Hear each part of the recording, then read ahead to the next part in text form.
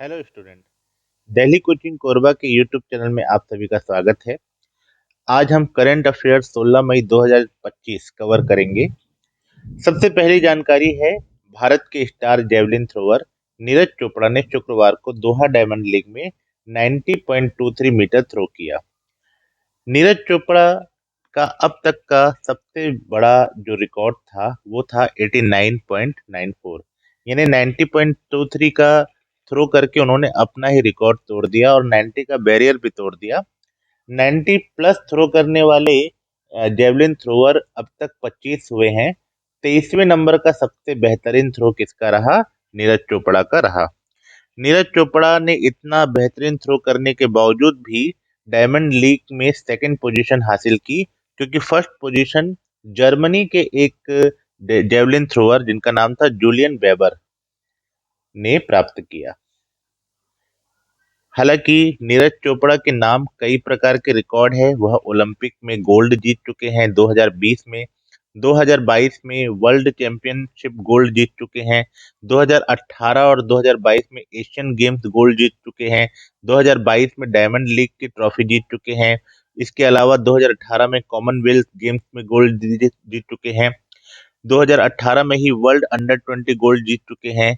2025 में 90 metre throw किया, यह उनका सर्वश्रेष्ठ थ्रो रहा।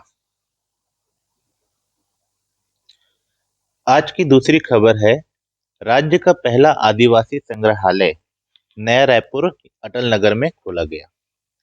एक्चुअली छत्तीसगढ़ आदिवासी क्षेत्र है, आप सभी जानते हैं। यहाँ आदिवासी संस्कृतियां, आदिवासी रहन सहन हमेशा आकर्षण का केंद्र रहा है। इसी वजह से राज्य में ऐसा इनिशिएटिव लिया गया है।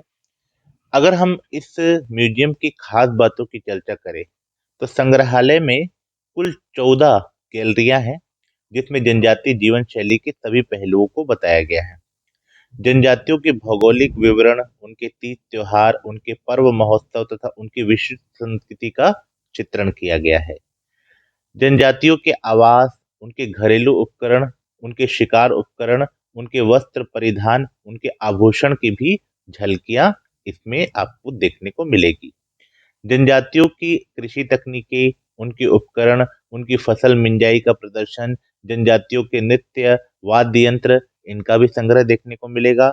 आग जलाने की उनकी तरकीबें, लौह निर्माण की उनकी तरीके और रस्सी निर्माण की उनकी परंपरागत जनजातीय तकनीक का प्रदर्शन मिलेगा। कत्था निर्माण, चुबड़ा लाई निर्माण, मंद आसवन, अन्न कुटाई पिसाई, अर्थात आपको जनजातीय जीवन से जुड़ा हुआ हर एक डायमेंशन देखने को मिलेगा।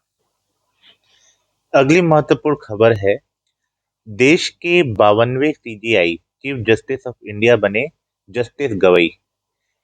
संजीव खन्ना जो कि देश के 51वें सीजीआई थे, उनके स्थान पर जस्टिस गवई, जस्टिस भूषण रामकृष्ण गवई जिनका पूरा नाम है, वे चीफ जस्टिस ऑफ इंडिया बने। उन्होंने हिंदी में शपथ ली। अब उनका यहाँ से कार्यकाल 6 महीने के लिए होगा। जस्टिस गवई बहुत महत्वपूर्ण न्यायाधीश रहे हैं। उन्होंने अनुच्छेद 370 पर भी अपना निर्णय सुनाया है।